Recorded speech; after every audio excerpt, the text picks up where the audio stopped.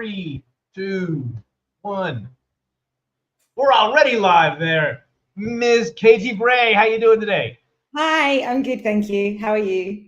Good, good. I'm excited to talk about your experience with operational excellence, and I want to understand how you are positioning yourself in this market, because I've seen you at the different events that we're at together, and I always thought it was fascinating for people to take on a fractional COO, fractional CTO, and here I am with an expert in the subject, and you want to talk to us about this. So thank you so much for coming today. Let's do it. Thank you for having me.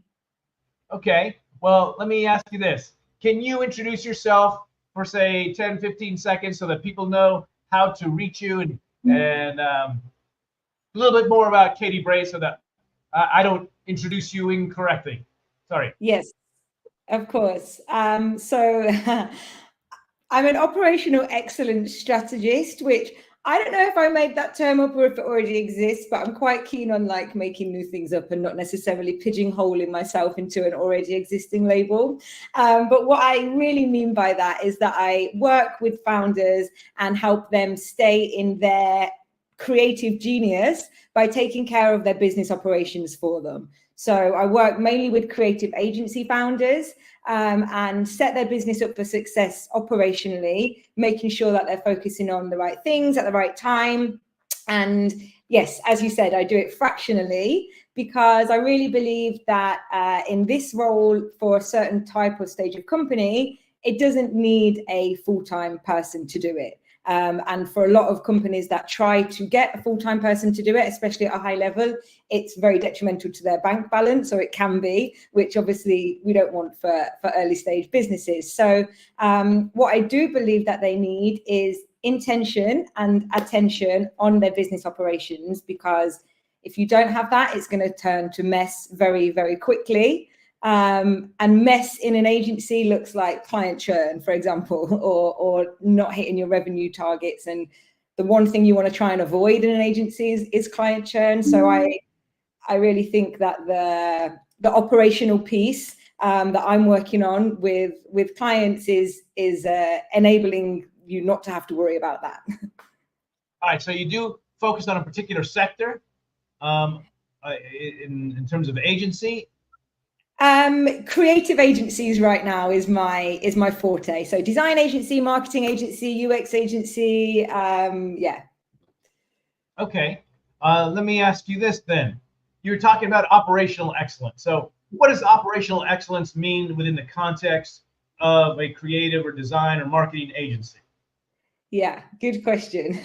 So for me, it's just, as I was mentioning, making sure that the things like client churn and revenue goals and profit goals are adhered to or avoided in the case of client churn. So I really see it as leveraging all of your resources. So your human resources, your technology resources, your money resources, like everything that you've got that you're using day to day to build the agency and to allow the agency to function. It's bringing all of those things together and enabling them to work seamlessly and in the most efficient way. So how I apply that to working with founders, for example, is, like I mentioned before, just making sure that they're working on the right things at the right time and therefore achieving their goals in the most efficient way possible. And they have someone taking care of, the processes, the workflows, the tech, the people, the systems.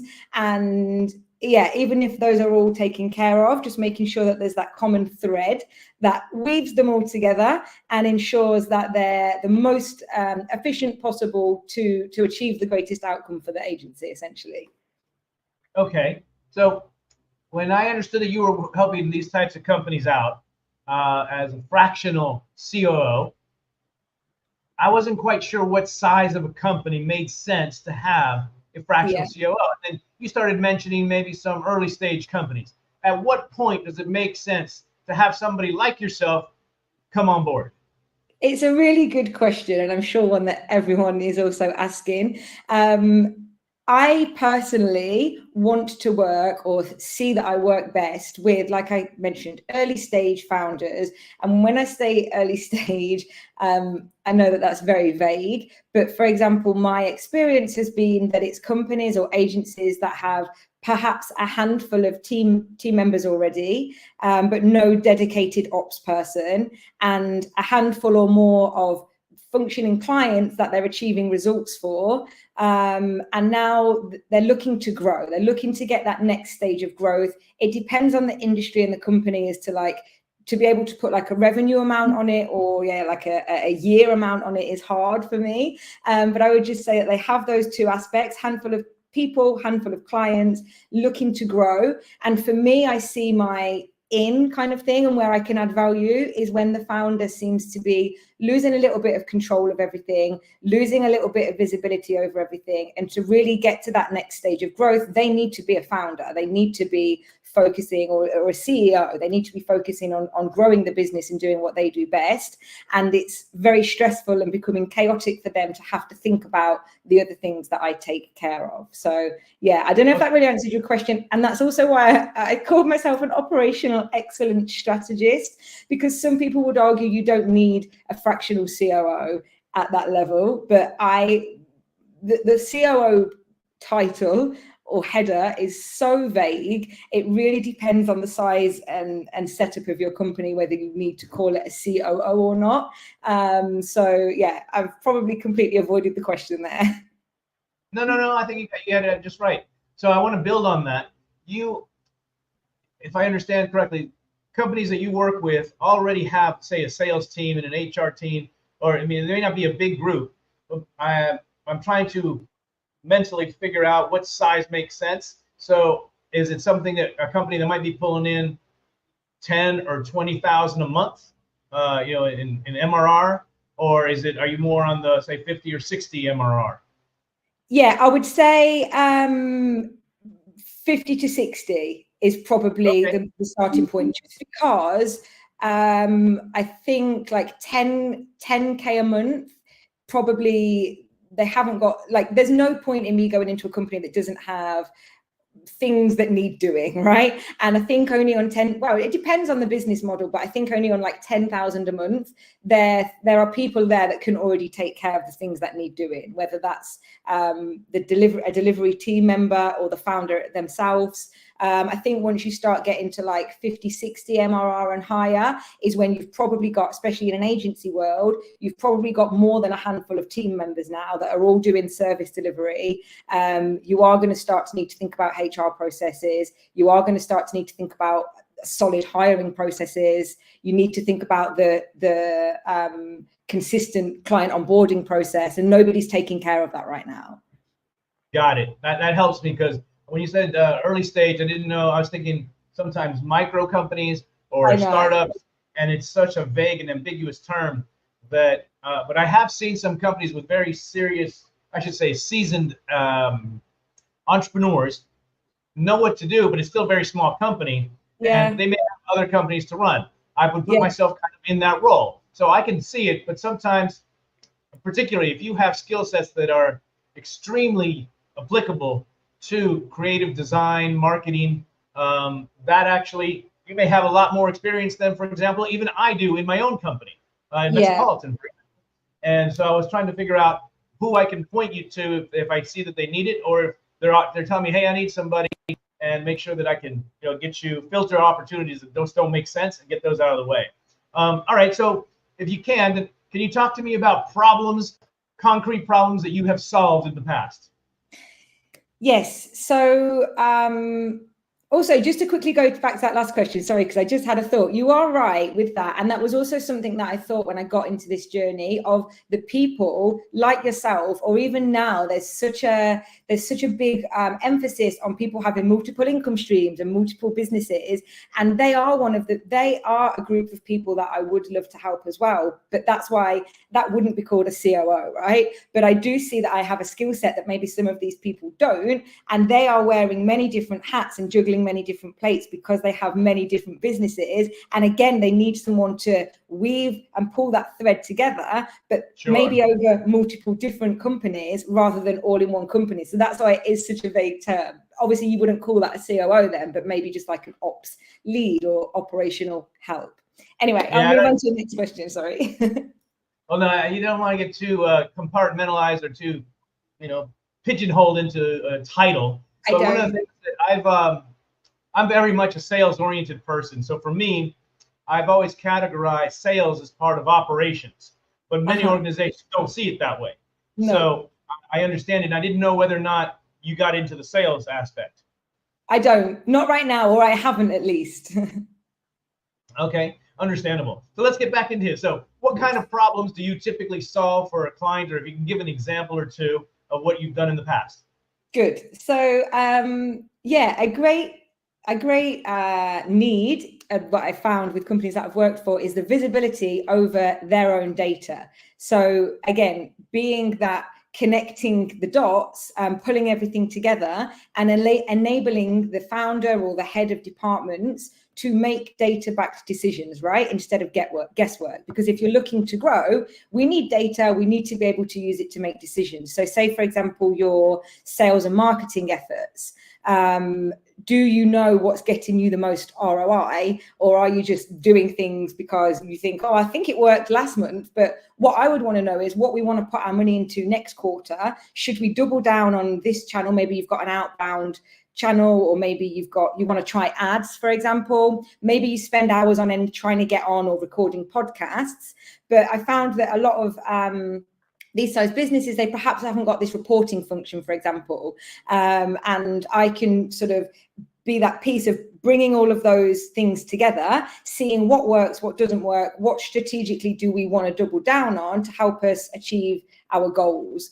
So another piece would be the goal setting and achieving. So some companies don't yet have goals, in which case I can help them set them. But a lot of the time they do already have goals, they have a vision, they have a thing that they're trying to get to. And I can often help break that 1 year goal down into quarterly. And then how does that quarterly goal actually translate into the day-to-day of the things that you and your team are doing? And how do we measure the impact of that? And if you have a revenue goal, for example, there's no use waiting until the November of that year to say like, oh, we're never going to hit it. Like, I want to bring in that way earlier. What are we doing every day to make sure that we're hitting it? And then there's that accountability piece, I guess, there as well, which I work quite closely with some founders on, which is that as a founder, you manage your team, you hold your team accountable, you work on all of these things to grow the business. But there's often that missing piece, especially with solo founders, of holding them accountable. And I think it's super useful to bring someone of a higher level with experience in to have that accountability piece where I'm really, having these conversations with them. What are you working on? What have you done? Where do we need to course correct? Because a lot of the time they don't have that. And I think that actually can be beneficial to have that as an outsider's point of view as well. So yeah, and then of course there's the standard things like processes, workflows, tech, like I mentioned, the client onboarding process or performance management process. Have you got feedback loops in place? Have you got management processes for the performance of your team? Have you got development and rewarding process? There's a lot that goes into it, and it's so varied, from like strategic things to like literally the nitty-gritty. Put these processes in place. Here's some guidelines that we all need to live by just to get the day-to-day done, All right, so I want to learn a little bit more about you as an entrepreneur, and what inspired you to take this role versus things that you had been doing in the past. Yeah, it's a good question. And, it's been super new for me. And when we said we're going to have this chat, I thought, well, I mean, he does know that I'm very new, that I'm very new to this game, like I'm not a seasoned pro. It was actually only earlier this year that I moved from employee to entrepreneur. But yeah, I actually had the privilege and great pleasure of working for a marketing agency for the last it was almost 4 years up until the start of this year. You're talking about Flying Cat? Yeah, exactly. Flying Cat marketing. Yeah. I know some of the Flying Cats. Ms. Williams used to work for us here. Kate. Did you know Kate? Yeah. Yeah, exactly. Yes. So the flying cat. Yeah. That's who I used to work for. And I think I was hired there as like the second or the third full-time hire of the company 4 years ago. And then that grew into me becoming COO within like just under 4 years, right? So I really had amazing experiences there, grew myself, helped grow the company. It was such a huge growth period for me, and really impactful on my career and on my life. Learned so much. But then earlier this year, it was quite a instinct and fast decision to just realize that it was time for me to leave, time for me and time for the company to go on and do other things. And that's when I started to think, wouldn't it be a great idea to be able to have this impact and add value on not one company, but multiple companies, and multiple founders. So yeah, I just really went for it, to be honest. That's where the idea of a fractional COO role starts to come in. Yeah, because you know what, it's funny, my original idea was, and it's actually all thanks to really my not all thanks to, but like if it wasn't for speaking to a lot of people in my network at this time and, you know, having different conversations, and they really encouraged me to think about doing something on my own. So yeah, then it all happened very quickly, and I thought, why not? What a good idea! And I found this like value piece of being able to add value to multiple different places. And then my original idea was to go in with a company, get them set up for success operationally, put all the processes in place, do what I need to do. And then once the company has grown to a certain level, which would need a full-time ops person, which inevitably it might do after a certain length of time of working together, I would then onboard and train an ops person, so that we've got like my high level expertise of like getting it all set up, following this framework, doing things that way, and then being able to onboard and hire and train someone, which is also not a founder's wheelhouse and something that causes bottlenecks in a lot of places, to have to train someone on ops when it's not your thing. And then like manage myself out of the situation was my plan. So that's where like the fractional thing came in, or even just manage myself down to like an accountability and I don't know, maintenance piece, for example. But yeah, that's where it all came in. And then I thought, what a great idea. I don't necessarily want to embed myself for an eternity in every company that I work with. So it seemed to fit like my desire for that, and maybe to be able to help multiple people in that way. And yeah, I think it's actually beneficial and what a lot of early stage businesses need to receive this kind of expertise in that way. Okay. And, you know, we have this ethos here at Metropolitan. We're very big into promoting women-run organizations, women in general. How do you see your role as empowering other women, particularly in the international community here in Barcelona? I hope that I do empower other women. Yeah, I've certainly been inspired and felt empowered by other women. So to continue to pass that down is a great thing. I think there's some crazy statistic that says something like less than 10% of startups are female founded or something like this, right? Even less.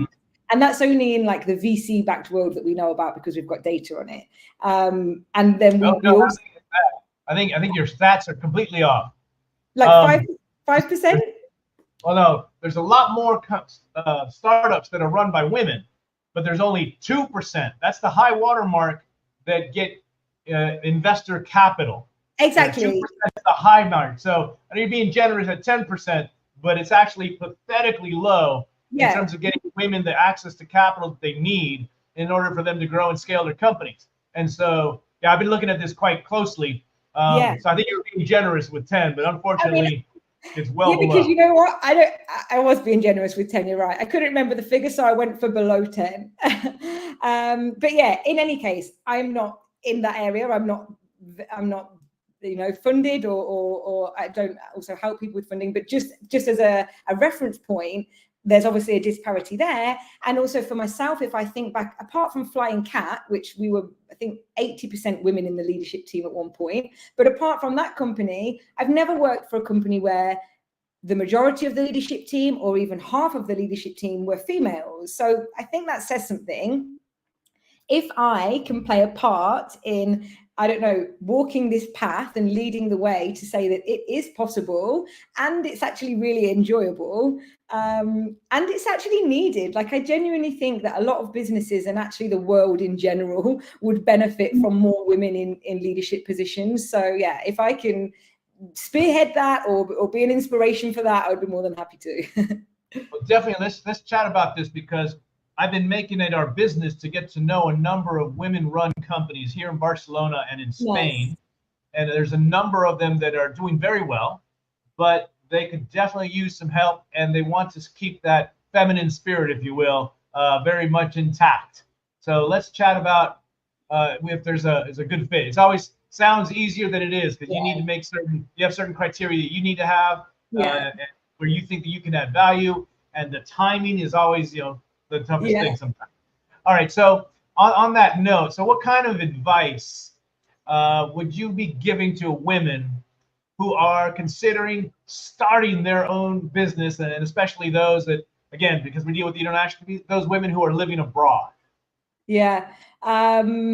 I would say be yourself. In fact, actually, do you know what's interesting for me? You mentioned the living abroad part, and I was going to say be yourself, and it's actually been more refreshing and like easy for me to be myself abroad for some reason. I think it takes for you to step outside of your comfort zone of your own land, maybe, to really like step into your ownness, right? So I would say, yeah, like be yourself, believe in yourself.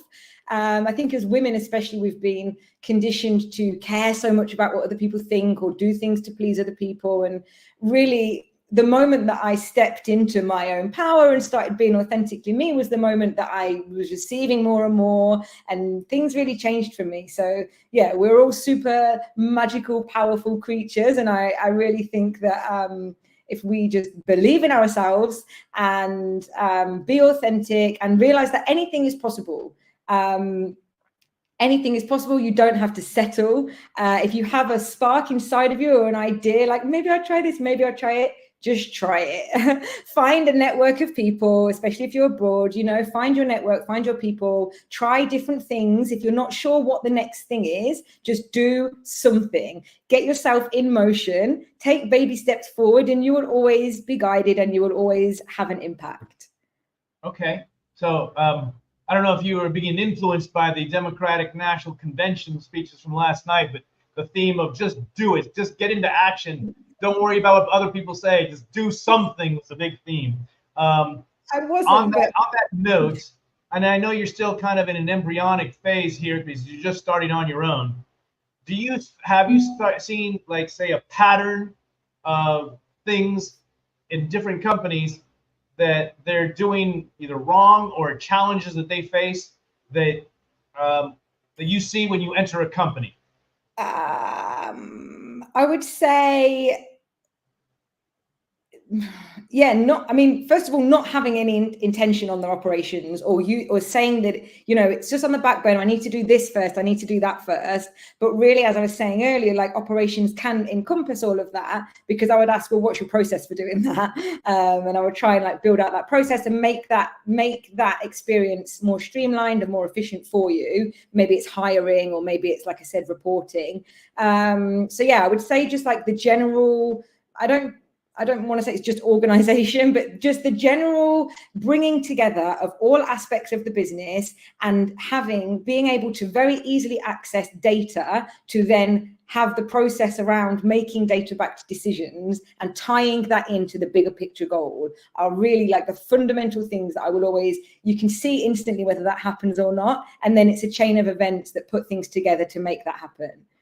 Okay. I still see that myself, I'm being influenced by my original perception that you were working with even earlier stage companies. So, for example, where I start to see something, if I've been investing or if I'm a mentor to women, right now I'm actually exclusively mentoring women-run organizations that are very early stage.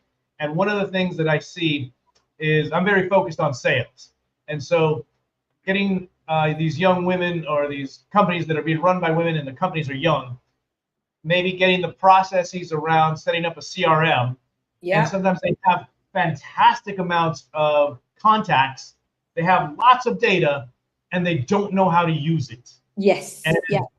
Sometimes when I'm working with big companies, it's actually easier to manipulate, mine, extract this information and put it to use. But when you're in a startup organization, you're wearing many hats. Yeah. You're doing the sales, you're doing the operations, you're doing the cash collection. And sometimes you know HubSpot, or you know Pipedrive, you know Salesforce, but you don't know how to convert all these contacts. And I say this very humbly as an entrepreneur, because I work with Metropolitan. I got about 9,000 clients in my database. I don't know how to effectively extract them to use them very well. So I can relate to a number of entrepreneurs who don't know how to do this. And so I can see you immediately hitting the ground and adding value by being able to use this information, as you say. Yeah, exactly that. And it does differ in every company, but like you say, there's certain things that mainly are based around data or visibility or results that, you can see what the problem is and you can go in and rectify it immediately.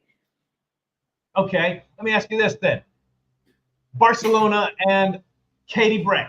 So what has the city played in this new entrepreneurial journey of you? How has the living here in Varna influenced your business and your lifestyle and choices that you're making? Do you know what's a funny thing? Well, I mean, I've been here for 6 years now and I love it here. Like, I'm so happy that I made that life decision to come here. It really has been one of the best decisions of my life. But thinking about it from now, my entrepreneurial journey, and in that sense, I guess it's just that it doesn't have to be, even in the entrepreneurial world, it doesn't have to be the rat race that we see in England and I guess in other areas. So the culture here is very different. And when I first arrived here, I actually thought that it's not as ambitious as London, for example, because it's certainly a lot slower paced and there's certainly a lot less emphasis on make the most money and work the hardest and be the most successful. But the beautiful thing that I think about Barcelona is you can make it what you want it to be. Like, I'm enjoying the most delicious lifestyle that I've ever had in my life here. And I'm still very ambitious and very driven and I'm still achieving my goals. So there's a huge networking culture here. It's enjoyable to be outside, which it's not where I come from. And I would say just to get inspiration from the city, from being outside, from the people here. Again, the networking thing has been a huge piece for me. And there's a huge emphasis on the tech startup space or the startup space and the networking space. It is a very ambitious and innovative city if you just put yourself in the right situations. Okay, understood. Now, in terms of, since you're an operations person, long-term goals, you have any that you see yourself as an entrepreneur that you would like to achieve and the impact that you would like to leave in the sector that you're an expert? Well, I'm really in general keen on breaking taboos or cultural norms, or like maybe rewriting the rules a little bit, like going off piste, whatever. I think I'm really just trying to, I was brought up thinking that to run your own business, you have to have a lot of money behind you, or certainly like some burly backing, or like you have to have a super high education or whatever, run yourself into the ground. And I just don't believe that to be true.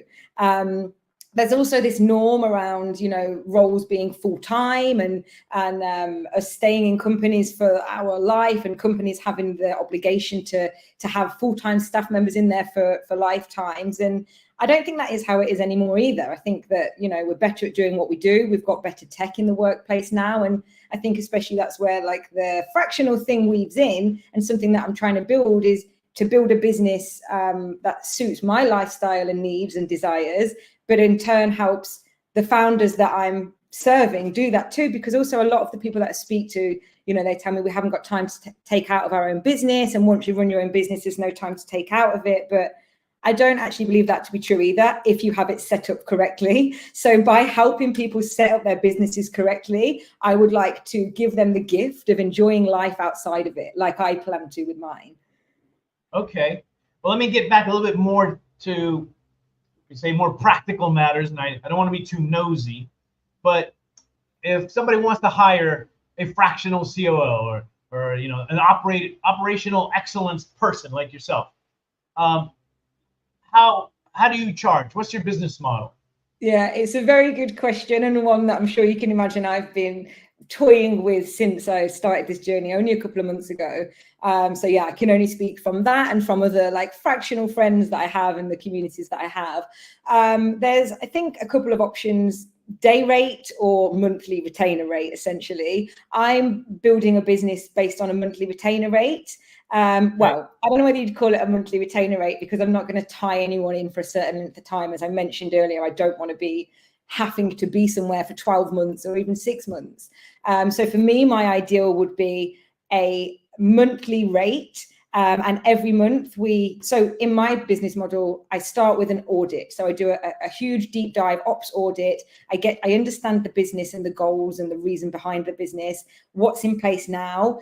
Then I come up with a diagnosis. What do we need? What works? What doesn't work? What's missing? And then I prioritize those things and I execute on them throughout the month. And it will probably be something like, I don't know, I don't really want, I would try not to say like it has to be this amount of hours, but it depends. Maybe we need to create the hiring process. Maybe we need to create the CRM or the project management system. And I'll work on maybe either sprints or just to say like, we'll get this section done in this month or in this 2 weeks of this month. So yeah, that would be like a monthly retainer or monthly fee, which I see being able to do that for 20 hours a month. Like, I really don't think that the stage of companies and the things that I'm working on at the minute take more than 20 hours a month, unless they've got some huge project that they're trying to get through. The setup and the operational excellence framework that I would want to put in place and train on and maintain on and have accountability for is about 20 hours a month. You could also do a day rate, like some of my fractional friends just, rent themselves out for the day, I was going to say, but that's not right. And then, yeah, then there's a day rate. And then I guess you could either agree on it's 1 day a week, or maybe it's more ad hoc than that. And it's just like call and go whenever you can. But yeah, I think they're the two ways of doing it. Okay. Then another question that I have is, how can Metropolitan, or how can I personally help you? You've been here for 6 years, so you must have a good network. I've been here for 27. And so you've got an even better one. If I can bring my resources, contacts, friends to your service, please do not hesitate. What would be a good way for me to help you right now? Thank you for asking. I would really love to speak to founders or the companies that I've just been talking about, which I know I was a little vague on, so I'll open that up to anyone that seems like this resonates. And even, of course, I would say from a potential lead or potential client perspective, but as you know, this is super new for me to do it in this format. So even just to gain data, like I really just want to know, am I solving? I mean, I have maybe a handful of clients already, less than.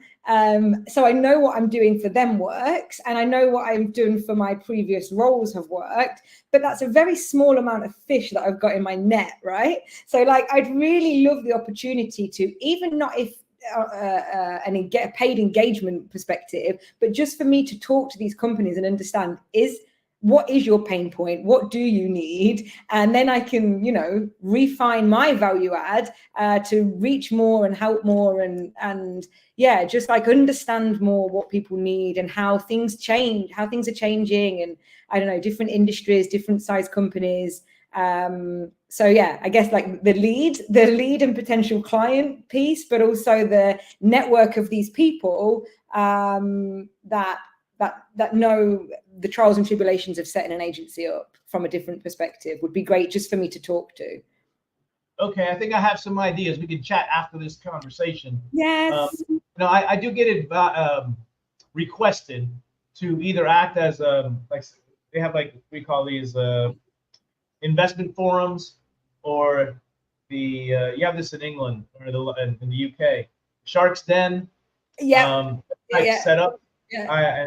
I get invited a lot to these, and sometimes they ask me if I can find some people to also join me. If you're interested in doing that, I have a couple in September, of which Ooh. I'm a judge and or mentor, and it's not so much because you don't see that many companies, but once you start getting into the cycle, you get visibility of somebody's participating, you start to see some very interesting companies. And Yeah. there's one coming up on September 25th. I Okay. believe they're looking for people, and it's specifically for social impact. So Oh, if you're nice. interested in social impact type uh, within the ecosystem, let's chat after this. Yeah, for sure. Okay, and then final question for you is how can people get in touch with you so they can take advantage of your services and understand how you work? I thought it was going to, I was scared about this last question. I thought, oh no, what's this going to be? But it's an easy one. LinkedIn, to be honest, is the best way to find me right now. I'm pretty no frills. And yeah, I'm very active on LinkedIn. If you drop me a message or connect with me on there, then I'll 100% respond to you or my email. But yeah, I think you'll find my email on my LinkedIn anyway. My LinkedIn is just Katie Bray, as my name is. Yeah, I'd love to connect with anybody that wants to. Okay. Do you have anything else that you would like to share? I don't have any other questions. Well, actually, that's not true. I have like 50 more questions, but I think I'd rather take you to breakfast and ask you some of those questions and keep that knowledge for myself. I do love breakfast. No, I don't think so. I just think I would just share that say yes to opportunities, right? Like say yes to life. You never know where an opportunity is going to lead you, and it's more than likely going to be something beautiful. And also just to want others to win. That's also been a huge piece for me, to surround yourself with people that cheer you on and that want you to win, and that you also want them to win. I guess even in the entrepreneurial space, it kind of been seen as competitive or whatever, but it doesn't have to be this cutthroat competition all the time. It's like we can help each other, and it's way more pleasurable and conducive if we're cheering each other on and helping each other and working together and celebrating each other. So yeah, that's where I'm at right now. Well, I like the spirit of your answer. Actually, somebody did write me a message, and I almost forgot to ask you this. When they saw that I was going to be interviewing you, they asked me to ask you the following question. It has to do with metrics. Okay. Are you able to identify, based on your experience, metrics that different companies should be capturing data for? Because sometimes they have some, but they're not sure that they're capturing the right things. And in order to fix something, you need to have data so that you can, fix it. But I heard a lot of companies have sometimes trouble getting the right type of metric. I struggle to understand why there would be trouble getting the right type of metric, because my answer would be very simple. Why are we doing the things that we're doing? Like, what is the bigger picture goal that we're trying to get to? And so therefore, how does that break down? They're the only things that I want to measure. That's the only thing that's important. Data is very important, and it is important to collect that and analyze it, like we've said. And you're quite right. It is very, very important to have the right metrics. So yeah, to answer your question, yes, I would be able to help a company with that. And I think that I might find it relatively simple, because I would always just look for the bigger picture goal, break that down. Here's our metrics day to day. Here's our metrics week to week. Here's our monthly, quarterly metrics. Okay, I think I know where it's coming from, Katie. I think I know where it's coming from, because I'm biased. I know the person who sent me the message, and they're going through a capital raising process at the moment.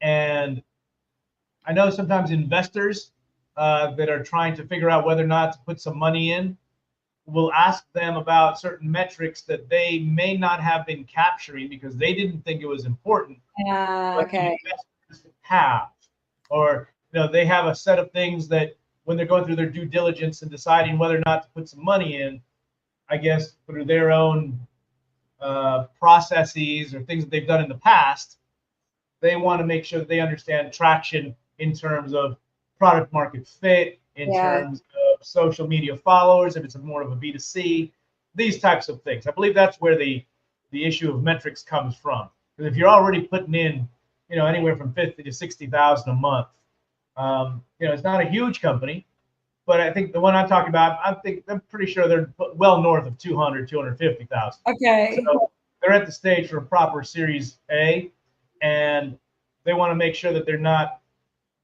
capturing stuff that they need to capture. I think that's kind of.